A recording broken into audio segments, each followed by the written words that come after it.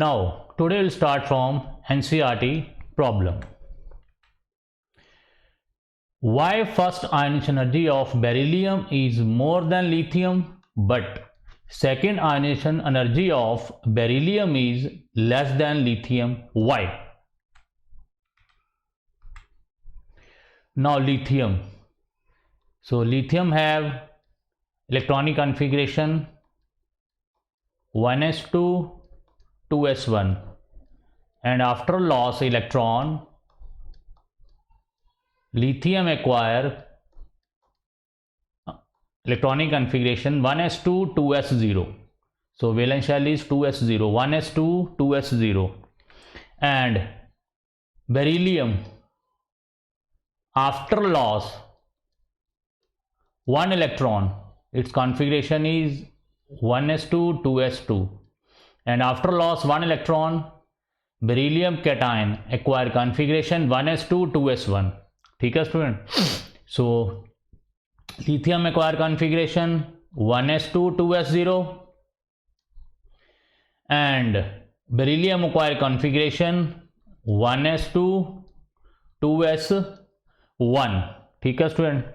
अब ध्यान से देखिए स्टूडेंट, लिथियम की कॉन्फ़िगरेशन क्या थी 1s2 2s1 और बेरिलियम की क्या कॉन्फ़िगरेशन थी 1s2 2s2. दोनों स्टूडेंट इलेक्ट्रॉन कहाँ से रिमूव हो रहा है सेकेंड पीरियड से, सेकेंड वैलेंस शेल, और दोनों में जो आउटर इलेक्ट्रॉन है कौन सी सबशेल में प्रेजेंट है, एस सबशेल में प्रेजेंट है. इट मीन्स दोनों की वैलेंस शेल सेकेंड शेल है और दोनों से जो इलेक्ट्रॉन रिमूव होना है वो कहाँ से रिमूव होना है, एस सबशेल से. ठीक है स्टूडेंट. नाउ कह रहा है beryllium has stable configuration. So beryllium की स्टूडेंट क्या कॉन्फ़िगरेशन है 1s2 2s2. एक तो स्टूडेंट बेरिलियम का एटॉमिक नंबर ज़्यादा है. ठीक है स्टूडेंट. न्यूक्लियर चार्ज क्या हो गया बेरिलियम का ज़्यादा हो गया as compare to lithium. As compare to lithium इसका न्यूक्लियर चार्ज कितना है +3 और इसका कितना है +4. एक तो बेरिलियम का न्यूक्लियर चार्ज लिथियम से क्या है ज़्यादा, और दूसरा स्टूडेंट बेरिलियम की जो आउटर इलेक्ट्रॉनिक कॉन्फ़िगरेशन है वो क्या है स्टेबल. इसकी क्या कॉन्फ़िगरेशन है 1s2 2s2. ठीक है स्टूडेंट. एंड इसकी क्या कॉन्फ़िगरेशन है स्टेबल कॉन्फ़िगरेशन है. एक तो बेरिलियम की स्टेबल कॉन्फ़िगरेशन है और दूसरा बेरिलियम का न्यूक्लियर चार्ज क्या है स्टूडेंट ज़्यादा एज कंपेयर टू lithium.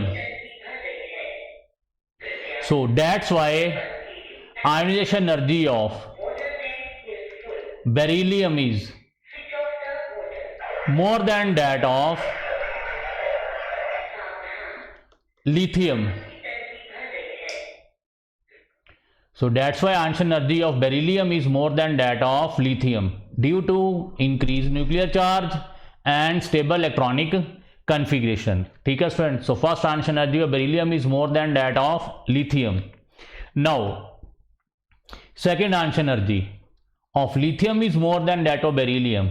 अब स्टूडेंट जब लिथियम से एक इलेक्ट्रॉन बाहर निकला तो लिथियम कैटायन बन गया. अब लिथियम कैटायन की क्या कॉन्फ़िगरेशन आ गई 1s2, क्योंकि उसमें जो 2s1 इलेक्ट्रॉन था 1s2 2s1 वो क्या हो गया स्टूडेंट रिमूव हो गया. क्या कॉन्फ़िगरेशन आ गई 1s2. और बेरिलियम से जब एक इलेक्ट्रॉन रिमूव हुआ था बेरिलियम कैटायन बन गया. अब बेरिलियम कैटायन की क्या कॉन्फ़िगरेशन है 1s2 2s1. ठीक है स्टूडेंट. अब एक तो लिथियम का स्टूडेंट शेल क्या है फर्स्ट शेल है. जो इलेक्ट्रॉन रिमूव होना है कौन सी शेल से रिमूव होना है फर्स्ट शेल से. अब फर्स्ट शेल से इलेक्ट्रॉन को रिमूव करना डिफिकल्ट है as compare to second shell, because second shell is more away from the nucleus than first shell. So एक रीजन ये आ गया कि इलेक्ट्रॉन जो रिमूव होना है सेकंड इलेक्ट्रॉन रिमूव होना है लिथियम से वो कौन सी शेल से रिमूव होना है फर्स्ट शेल से, और जो सेकंड इलेक्ट्रॉन रिमूव होना है बेरिलियम से वो कौन सी शेल से रिमूव होना है सेकंड शेल से. So first shell is nearer to the nucleus. It means electrons are more powerful attracted with the nucleus in case of lithium when second electron is removed as compared to beryllium. And also lithium cation acquire stable configuration as compared to beryllium cation. So due to acquire stable configuration, second electron is removed from lithium is more difficult as compared to beryllium. Means lithium cation से next electron remove करना difficult है as compared to beryllium, because lithium cation acquire stable configuration and also electron removed from first shell, and beryllium does not have stable configuration and also electron removed from second shell. So first shell is nearer to the nucleus, the electrons are more tightly held by the nucleus, so removal of electron from lithium cation is difficult as compared to beryllium cation. So that's why second answer energy of lithium is more than that of beryllium, because lithium acquires stable configuration when it loses one electron. ठीक है student, सो ये आपका question number हो गया. Next question कह रहा है first answer energies of group 2 elements. So this is a graph for ionic energies of group 2 elements. So down the group student आपके आंसर एनर्जी क्या हो रही है? डिक्रीज. अब बेरिलियम टू कैल्शियम ध्यान से देखिए, जो डिक्रीज हो रही थी वो कैसे डिक्रीज हो रही थी? Fast. Calcium to strontium decrease क्या हो रही है? थोड़ी सी slow. Strontium to barium again decrease क्या होनी शुरू हो गई? Slow. So beryllium to magnesium, magnesium to calcium जो डिक्रीज हो रही थी आंसर एनर्जी वो कैसे हो रही थी? फास्ट. और calcium to strontium, strontium to barium decrease क्या होनी शुरू हो गई है? स्लो. कह रहा है वाई. सो ये ग्राफ अभी आप देख चुके हो student. The first answer energy of elements decreases group 2. ना सबसे पहले क्या आ गया स्टूडेंट आपका? A decreasing answer energy indicates that it is successively easier to remove an electron. So जैसे जैसे आपकी down the group answer energy decrease होती जाएगी, इलेक्ट्रॉन्स को रिमूव कराना क्या होता जाएगा? Easy. This may not be what is expected, लेकिन स्टूडेंट जो हम एक्सपेक्ट कर रहे हैं वैसा नहीं है. So because the number of protons increases down the group. अब student down the group number of protons भी क्या हो रहे हैं? इंक्रीज हो रहे हैं. इट मीन्स न्यूक्लियर चार्ज भी क्या हो रहा है? इंक्रीज हो रहा है. ठीक है स्टूडेंट. बेरिलियम का एटॉमिक नंबर 4 है, मैग्नीशियम का 12 है, कैल्शियम का 20 है, स्ट्रोंशियम का 38 है, बेरियम का 56 है. स्टूडेंट रूल वही है 2 8 8 18 18 32. ठीक है स्टूडेंट. अब आंसर एनर्जी भी क्या कर रही है? डिक्रीज कर रही है. अब न्यूक्लियर चार्ज इंक्रीज कर रहा है और आंसर एनर्जी क्या कर रही है? डिक्रीज कर रही है. However, both the number of shielding electrons, अब स्टूडेंट देखिए ध्यान से देखिए, इन इलेक्ट्रॉन्स क्या हो रहे हैं? जैसे जैसे डाउन द ग्रुप जा रहे हैं इन इलेक्ट्रॉन्स क्या हो रहे हैं? इंक्रीज कर रहे हैं. अगर इन इलेक्ट्रॉन्स आपके इंक्रीज करेंगे तो शील्डिंग इफेक्ट क्या होगा? इंक्रीज होगा. However, both the number of shielding electrons and distance of the outer electrons from the nucleus increases. ठीक है स्टूडेंट. जैसे हम डाउन द ग्रुप जा रहे हैं शेल भी क्या हो रही है? वैलेंस शेल इंक्रीज हो रही है. वैलेंस शेल इंक्रीज होने से जो इलेक्ट्रॉन्स हैं they are go away from the nucleus, and also there are increase of number of in electrons. It mean shielding electrons क्या हो रहे हैं? बढ़ रहे हैं. So number of shielding electrons अगर बढ़ेंगे और शेल भी अगर स्टूडेंट इंक्रीज होगी तो two factors outweigh the nuclear increase of nuclear charge factor. It means down the group आपकी आंसर एनर्जी क्या हो रही है? डिक्रीज कर रही है.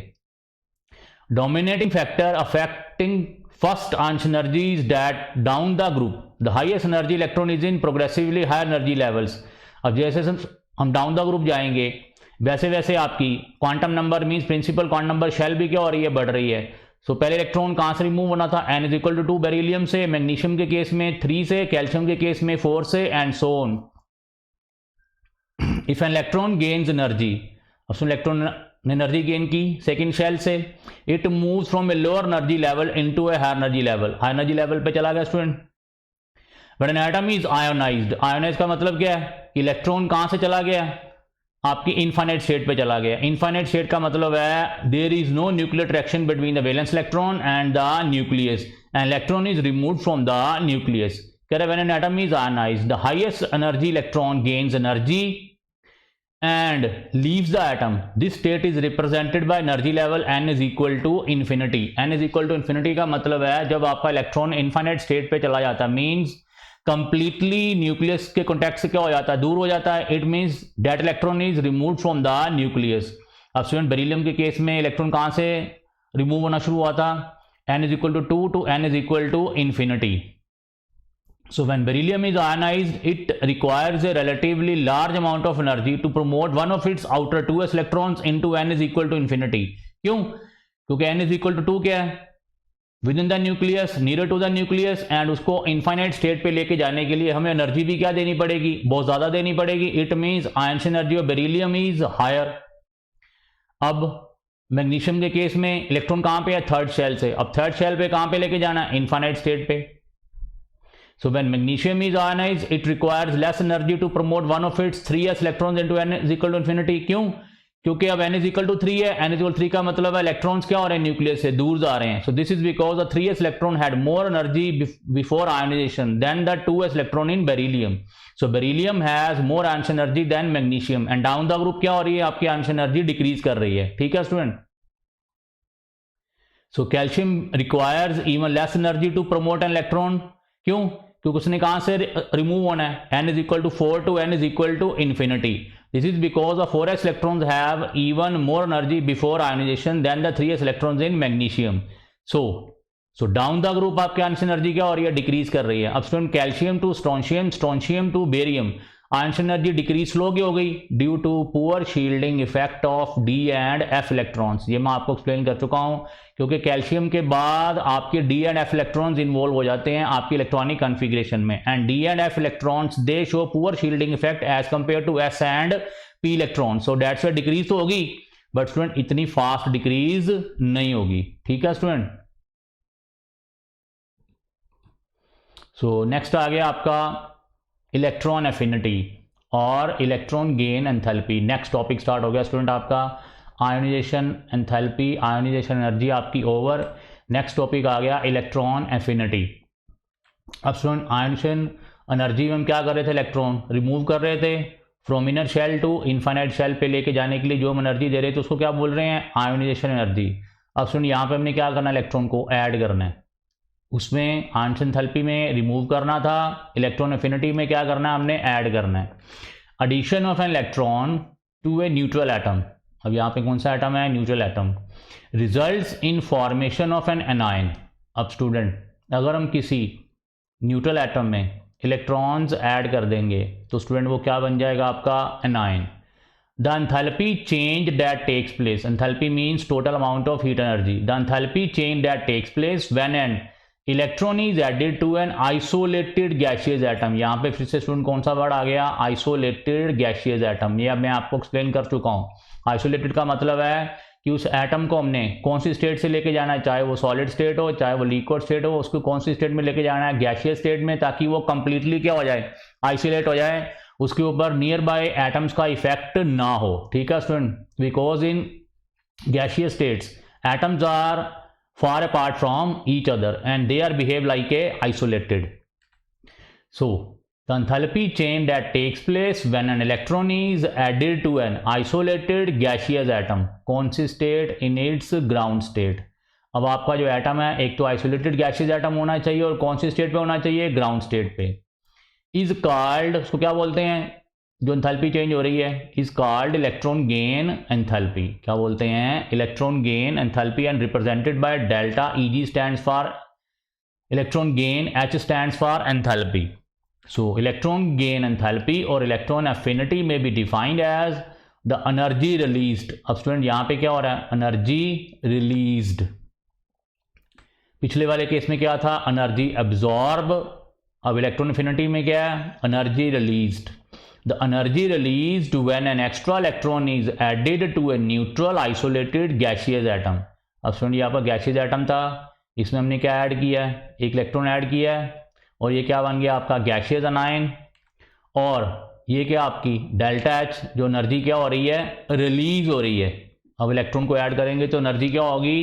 एनायन से रिलीज होगी. ठीक है student. So this is the isolated gaseous atom. Electron is added in the isolated gaseous atom and energy released is called, क्या बोलेंगे उसको?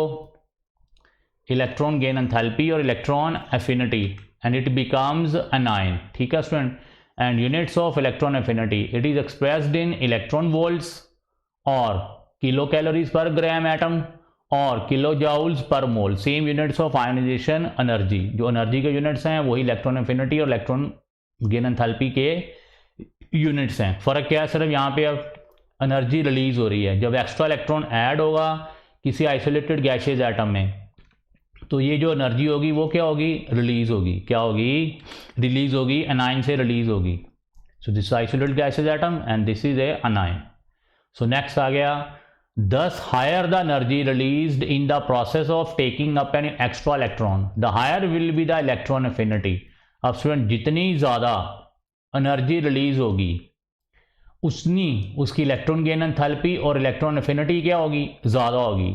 ठीक है स्टूडेंट, और उतनी उसकी टेंडेंसी एटम की इलेक्ट्रॉन गेन करने की ज़्यादा होगी। Higher the value of electron affinity of an atom the more is it tendency to change into anion. So जितनी ज़्यादा आपकी इलेक्ट्रॉन एफिनिटी होगी मीन्स जितनी ज़्यादा एनर्जी रिलीज होगी, ठीक है स्टूडेंट, उतनी उस एटम की टेंडेंसी क्या होगी, अनाइन बनने की। मीन्स एटम से अनाइन बनने की टेंडेंसी उसकी ज़्यादा होगी। वो चाहेगा कि मैं एटम से क्या बन जाऊं, अनाइन बन जाऊं। ठीक है स्टूडेंट, जितनी ज़्यादा एनर्जी रिलीज होगी मीन्स जितनी ज़्यादा इलेक्ट्रॉन एफिनिटी होगी, एफिनिटी मीन्स टेंडेंसी होगी, उतनी उस एटम की टेंडेंसी क्या होगी, to change into anion. Atom की टेंडेंसी क्या होगी, चेंज इनटू एनाइन। सो अब यहाँ पे स्टूडेंट साइन कौन सा आ गया इलेक्ट्रॉन एफिनिटी का, नेगेटिव साइन। क्या आ गया, because positive means energy gain हो रही है आपकी आयोनाइजेशन एंथैल्पी में, और नेगेटिव मीन्स इलेक्ट्रॉन एफिनिटी मतलब एनर्जी क्या हो रही है, रिलीज हो रही है। ठीक है स्टूडेंट, यहाँ पे अब्जॉर्व हो रही थी तो पॉजिटिव साइन आ गया, अब एनर्जी रिलीज हो गई है तो कौन सा साइन आ गया, negative sign. So negative electron affinity means that energy is released. यहाँ पे नेगेटिव साइन का क्या मतलब है, एनर्जी क्या हो रही है, रिलीज हो रही है। So electron addition is favourable and anion is stable. अगर तो एनर्जी रिलीज होगी तो इलेक्ट्रॉन एडिशन फेवरेबल होगी and anion is stable. Student ये केमिस्ट्री का रूल है, जितनी ज़्यादा एनर्जी होगी उतनी स्टेबिलिटी क्या होगी, कम होगी। अब एक एटम में हमने इलेक्ट्रॉन्स क्या डाल दिए, एक्स्ट्रा इलेक्ट्रॉन डाल दिए स्टूडेंट। अब इस इलेक्ट्रॉन की भी कोई ना कोई क्या होगी, एनर्जी होगी। अब इस एटम की एनर्जी क्या हो गई है, बढ़ गई है। इसके पास अपने इलेक्ट्रॉन्स की एनर्जी तो थी, एक इलेक्ट्रॉन एक्स्ट्रा और ऐड कर दिया हमने। अगर इलेक्ट्रॉन एक्स्ट्रा ऐड कर दिया इट मीन्स इस एटम की एनर्जी क्या हो गई है, इंक्रीज हो गई है। अब ये जो अनाइन बना है, एटम से अनाइन बन गया, इसकी एनर्जी क्या हो गई है, इंक्रीज हो गई है। इसका मतलब इसकी स्टेबिलिटी क्या हो गई है, डिक्रीज हो गई है। इसकी स्टेबिलिटी क्या हो गई है, डिक्रीज हो गई है। अब स्टूडेंट अगर स्टेबिलिटी डिक्रीज होगी, अभी इस आयन को अपनी स्टेबिलिटी एक्वायर करने के लिए क्या करना पड़ेगा, एनर्जी को रिलीज करना पड़ेगा। क्या करना पड़ेगा, रिलीज करना पड़ेगा, ताकि जो अनायन बना है वो कौन सी फॉर्म में रहे, स्टेबल फॉर्म में रहे। कौन सी फॉर्म में रहे, स्टेबल फॉर्म में।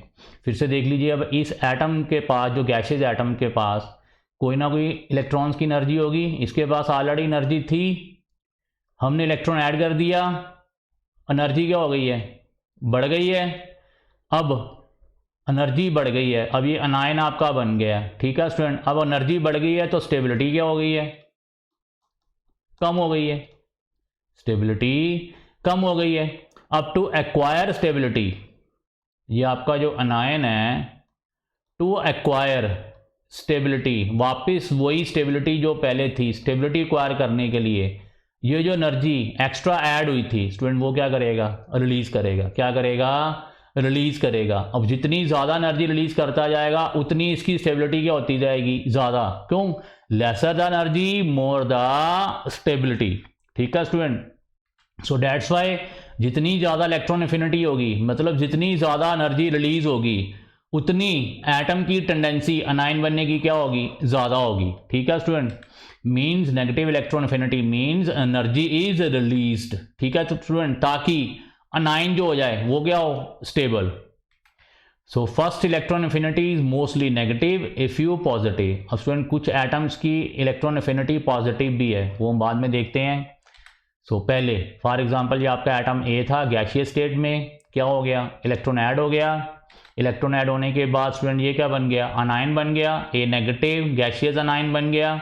अब यहाँ पे क्या हो रहा है, एनर्जी रिलीज्ड। अब जो एनर्जी रिलीज होगी उसको क्या बोल दिया, फर्स्ट इलेक्ट्रॉन अफिनिटी, यहाँ पे भी स्टूडेंट सक्सेसिव इलेक्ट्रॉन अफिनिटीज़ हैं, यहाँ पे भी क्या है, सक्सेसिव इलेक्ट्रॉन अफिनिटीज़। अब किसी गैसियस एटम में एक इलेक्ट्रॉन ऐड की है, सिंगली अनायन बन गया और साथ में क्या हुई, एनर्जी रिलीज हुई। मैंने बता दिया एनर्जी रिलीज क्यों हुई।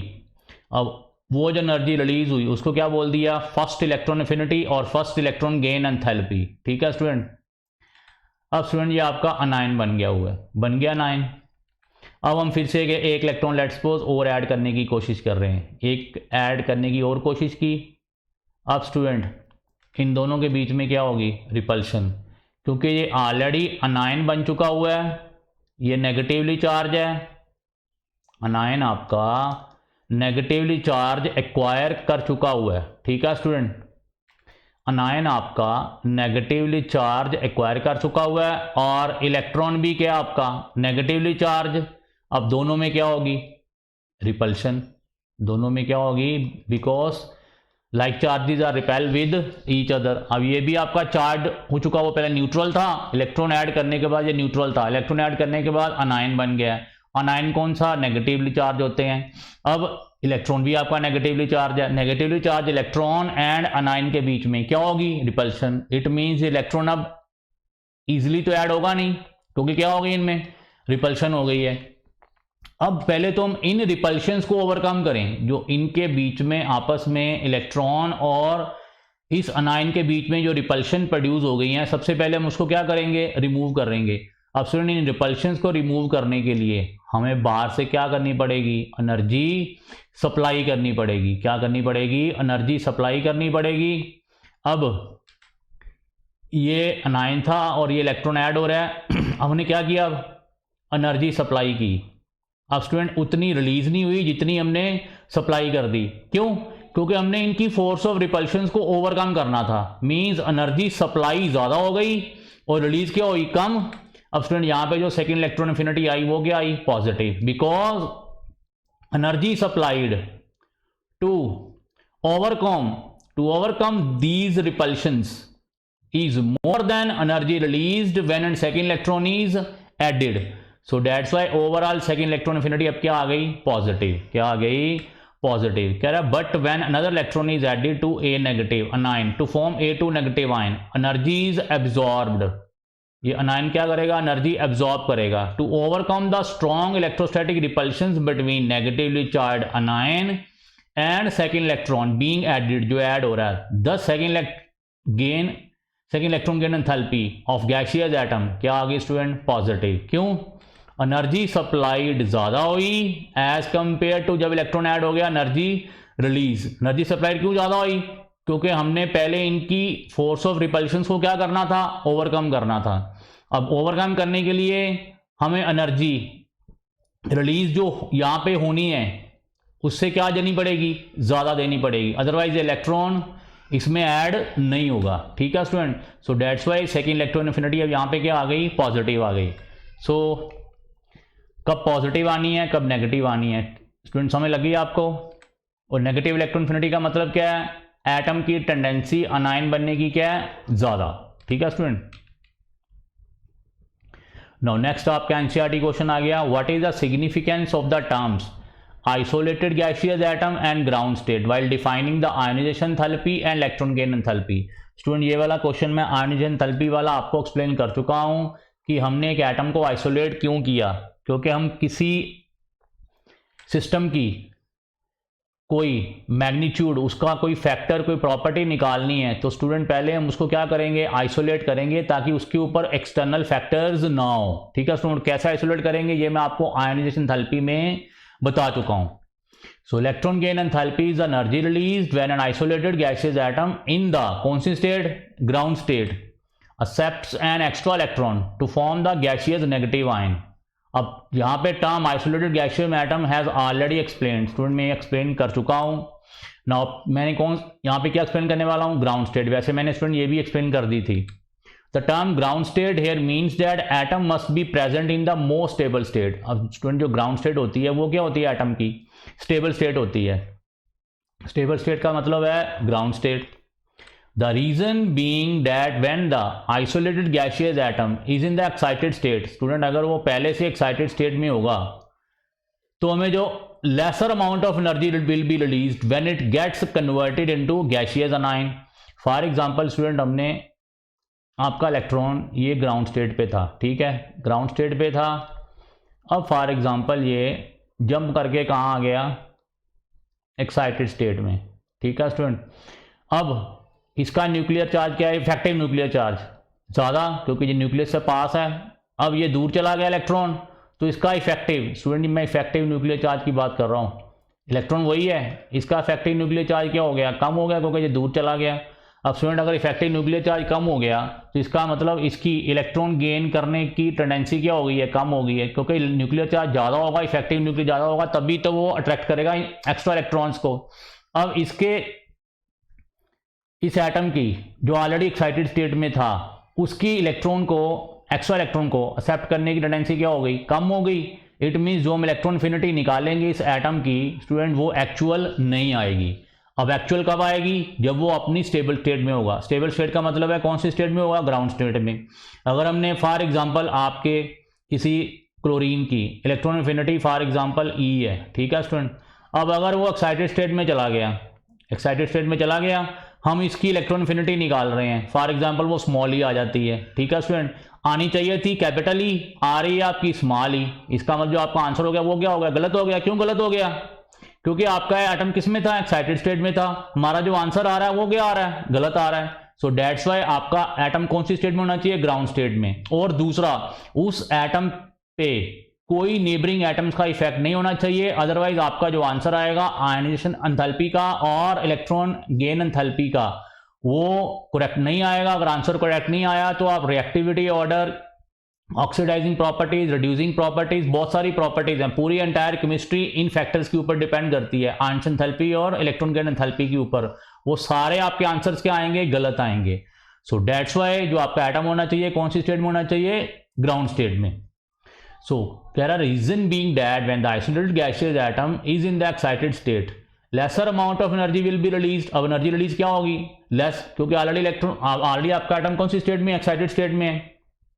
when it gets converted into anion after accepting an electron, therefore for comparison purposes, अब स्टूडेंट हमने क्या करना है, एग्जैक्ट वैल्यू निकालनी है। the electron gain enthalpies of gaseous atoms must be determined in their respective most stable state, that is in ground state, otherwise आप atoms को compare नहीं कर सकते, किसकी रिएक्टिविटी ज़्यादा है किसकी रिएक्टिविटी कम है, ठीक है student.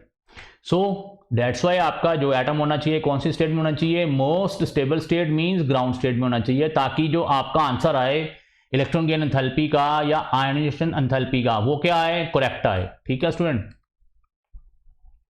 Next, factors affecting the value of electron affinity. पहला क्या स्टूडेंट आपका, एटॉमिक साइज।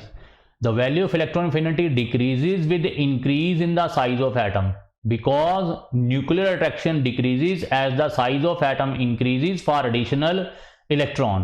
अब स्टूडेंट ये आपका एक स्मॉल साइज है, ठीक है स्टूडेंट। अब एक्स्ट्रा इलेक्ट्रॉन ऐड होना है तो इस न्यूक्लियस की अट्रैक्शन क्या होगी यहाँ पे, ज़्यादा, क्योंकि साइज स्मॉल है। अगर इसकी अट्रैक्शन ज़्यादा होगी तो ये इजी इलेक्ट्रॉन क्या हो जाएगा, ऐड हो जाएगा, और इलेक्ट्रॉन इन्फिनिटी क्या आएगी, ज़्यादा आएगी, और इसकी टेंडेंसी भी क्या होगी एटम की इलेक्ट्रॉन गेन करने की, ज़्यादा। अब स्टूडेंट अगर साइज ज़्यादा होगा तो अब इसकी न्यूक्लियर अट्रैक्शन इस इलेक्ट्रॉन के ऊपर क्या है, स्मॉल, क्योंकि डिस्टेंस ज़्यादा हो गया है। डिस्टेंस ज़्यादा होने से ये न्यूक्लियर अट्रैक्शन क्या हो गई है, कम हो गई है। अब इस न्यूक्लियस की इस इलेक्ट्रॉन को अट्रैक्ट करने की टेंडेंसी क्या हो गई है, कम हो गई है, क्योंकि ये दूर है इलेक्ट्रॉन न्यूक्लियस से। अगर टेंडेंसी कम है तो इलेक्ट्रॉन इन्फिनिटी भी क्या होगी, कम होगी। इसका मतलब उसके अनायन बनने की टेंडेंसी भी क्या होगी, कम होगी। इसका मतलब जितने भी आपके एटम्स हैं अगर उनका साइज स्मॉल होगा तो उनकी इलेक्ट्रॉन एफिनिटी क्या होगी, ज़्यादा होगी, और उन एटम्स की अनायन बनने की टेंडेंसी भी क्या होगी, ज़्यादा होगी। So smaller the size more the electron affinity और more the electron gain enthalpy, ठीक है स्टूडेंट। नेक्स्ट आ गया nuclear charge. The value of electron affinity increases with increasing nuclear charge. फिर से स्टूडेंट वही आ गया, जितना न्यूक्लियर चार्ज ज़्यादा होगा उतनी अट्रैक्शन क्या होगी, ज़्यादा होगी फॉर द इनकमिंग इलेक्ट्रॉन, और जितनी न्यूक्लियर चार्ज ज़्यादा होगा, जितनी टेंडेंसी ज़्यादा होगी एडिशनल इलेक्ट्रॉन को अट्रैक्ट करने की, उतनी इलेक्ट्रॉन एफिनिटी क्या होगी, ज़्यादा होगी, और उतनी उस एटम के अनायन बनने की टेंडेंसी क्या होगी, ज़्यादा होगी। So the value of electron affinity increases with increasing nuclear charge since the nuclear attraction increases as the nuclear charge of atom increases for additional electron. क्यों? क्योंकि जो एडिशनल इलेक्ट्रॉन के लिए न्यूक्लियर अट्रैक्शन है वो क्या हो जाएगी, इंक्रीज कर जाएगी as the nuclear charge of atom increases. ठीक है स्टूडेंट। नेक्स्ट आ गया स्क्रीनिंग और shielding effect. The value of electron affinity increases with decrease in shielding effect of in electrons. अब स्टूडेंट इन इलेक्ट्रॉन्स अगर ज़्यादा होंगे, इन इलेक्ट्रॉन्स अगर ज़्यादा होंगे तो ये आपको पता है इफेक्टिव न्यूक्लियर चार्ज क्या हो जाता है, कम। अगर इन इलेक्ट्रॉन ज़्यादा होंगे, ठीक है स्टूडेंट, इन इलेक्ट्रॉन ज़्यादा होंगे तो इस न्यूक्लियस का इफेक्ट क्या हो जाता है, कम हो जाता है। इफेक्टिव न्यूक्लियर चार्ज क्या कर जाता है आपका, डिक्रीज कर जाता है। ये आपको पता है इफेक्टिव न्यूक्लियर चार्ज क्या हो जाता है, Z माइनस सिग्मा। जितने आपके इन इलेक्ट्रॉन ज़्यादा होंगे, सिग्मा ज़्यादा होगा, उतना इफेक्टिव न्यूक्लियर चार्ज का हो जाएगा कम। अगर न्यूक्लियस का इफेक्ट कम हो गया एडिशनल इलेक्ट्रॉन के लिए, मीन्स अट्रैक्शन क्या हो गई, कम हो गई। अगर अट्रैक्शन कम होगी तो इलेक्ट्रॉन एफिनिटी क्या हो गई, कम होगी। अगर इलेक्ट्रॉन एफिनिटी कम होगी तो एटम के अनायन बनने की टेंडेंसी भी क्या हो गई, कम होगी। So more the shielding effect lesser the electron gain enthalpy. ठीक है स्टूडेंट। नेक्स्ट आ गया penetrating effect. Besides the value of electron affinity also depends to some extent upon the type of orbital in which electron is added, कि कौन से orbital में आपका electron add हो रहा है। The value is greater when the electron enters s orbital. Student अगर S orbital में इलेक्ट्रॉन ऐड होगा तो उसकी टेंडेंसी क्या होगी इलेक्ट्रॉन ऐड होने की ज़्यादा, क्योंकि ये मैं आपको बता चुका हूँ s orbital electrons are more penetrated than p than d than f. अब आपके एस इलेक्ट्रॉन्स के हैं मोर पेनिट्रेट, इट मीन्स उनका जो न्यूक्लियर अट्रैक्शन है वो क्या है, ज़्यादा। अगर एस इलेक्ट्रॉन्स की न्यूक्लियर अट्रैक्शन ज़्यादा है तो स्टूडेंट एस इलेक्ट्रॉन्स के ऑर्बिटल्स के इलेक्ट्रॉन गेन करने की टेंडेंसी भी क्या होगी, ज़्यादा होगी। अगर एस ऑर्बिटल के इलेक्ट्रॉन्स के अगर एस ऑर्बिटल की इलेक्ट्रॉन गेन करने की टेंडेंसी ज़्यादा होगी तो इलेक्ट्रॉन एफिनिटी भी क्या होगी, ज़्यादा होगी। ठीक है student. So the value is greater when electron enters s orbital and then decreases successively for p d and f orbitals because s orbitals are more penetrated than p than d than f. और electron affinity भी order भी क्या आ गया, यही वाला order आ गया। Electron affinity for s is more than p and then d and then f successively. ठीक है स्टूडेंट। सो नेक्स्ट आ गया कंप्लीटली फिल्ड और हाफ फिल्ड सबशेल्स। अब क्वेश्चन कह रहा है कि इलेक्ट्रॉन गेन एंथैल्पी, ये स्टूडेंट आपका एनसीईआरटी क्वेश्चन है। यहाँ पे मैं ये वाला एनसीईआरटी क्वेश्चन डिस्कस कर रहा हूँ। क्या क्वेश्चन है, why electron gain enthalpy of noble gases are positive. Electron gain enthalpy positive का मतलब है उनके इलेक्ट्रॉन गेन करने की टेंडेंसी नहीं है। ठीक है स्टूडेंट। नेगेटिव होगी तो मीन्स एटम के इलेक्ट्रॉन गेन करने की टेंडेंसी क्या होगी, ज़्यादा होगी। पॉजिटिव मीन्स नोबल गैसेस की इलेक्ट्रॉन गेन करने की टेंडेंसी नहीं है। सो कह रहा है according to Hund's rule completely filled और half filled orbitals are more stable. ये स्टूडेंट मैं डिस्कस कर चुका हूँ। Therefore it is comparatively difficult to add the electron to these outer shells. अब स्टूडेंट इन ऑर्बिटल्स में इलेक्ट्रॉन्स को ऐड करना क्या है, डिफिकल्ट। क्यों डिफिकल्ट है, क्योंकि वो ऑलरेडी आपकी कॉन्फ़िगरेशन क्या है, स्टेबल फॉर्म में है। स्टेबल फॉर्म में अब वो इलेक्ट्रॉन ऐड होगा तो वो फिर अनस्टेबल फॉर्म आ जाएगी। अब कोई भी एटम नहीं चाहेगा कि मैं अनस्टेबल फॉर्म में आ जाऊं। अब कह रहा है एलिमेंट्स ऑफ ग्रुप 18 कौन से हैं, noble gases exhibit high positive values for electron gain enthalpy. High means positive value, वो भी मतलब इलेक्ट्रॉन गेन करने की टेंडेंसी है ही नहीं, because they have stable electronic configuration and thus have no tendency to take additional electron. क्योंकि already वो स्टेबल फॉर्म में है तो नोबल गैसेस की इलेक्ट्रॉन गेन करने की टेंडेंसी बिल्कुल भी नहीं है। अगर बिल्कुल नहीं है तो उनकी जो इलेक्ट्रॉन गेन एंथैल्पी क्या होगी, हाईली पॉजिटिव होगी। बिकॉज एक रीजन तो ये आ गया कि वो ऑलरेडी कौन सी फॉर्म में है, स्टेबल फॉर्म में है। अब स्टेबल फॉर्म में इलेक्ट्रॉन ऐड होने के बाद वो अनस्टेबल फॉर्म में नहीं जाना चाहेंगे। So that's why noble gases have no tendency to gain additional electron, and also since the added electron has to enter the next higher shell with the larger principal quantum number। अब student for example आपका neon है, neon की क्या configuration है, 1s2 2s2 2p6। अब अगर ये electron add हम करेंगे, ठीक है स्टूडेंट, एक इलेक्ट्रॉन हमने ऐड कर दिया फॉर एग्जांपल, या 9 बन गया। अब इसके बाद कौन सी कॉन्फ़िगरेशन आनी है, 3s। 3s कौन सा आ गया, larger principal quantum number. So this is very unstable. अब ये कौन सी फॉर्म में है, एक तो अनस्टेबल फॉर्म में है, this is very unstable electronic configuration and due to very low effective nuclear charge. Nuclear charge भी क्या हो गया, इफेक्टिव न्यूक्लियर चार्ज क्या हो गया, कम हो गया, क्योंकि इनर्शियल इलेक्ट्रॉन्स क्या हो गए हैं, बढ़ गए हैं। इस वाले केस में, नियॉन वाले केस में क्या है, 1s2 2s2 2p6। Inertial electrons कितने हैं, 2। अब नियॉन कटायन में कितने हैं, 1s2 2s2 2p6 3s1। अब ये सारे क्या हैं, इनर्शियल, क्योंकि अब आउटर शेल आपकी स्टार्ट हो गई है। इफेक्टिव न्यूक्लियर चार्ज क्या हो गया, कम हो गया है।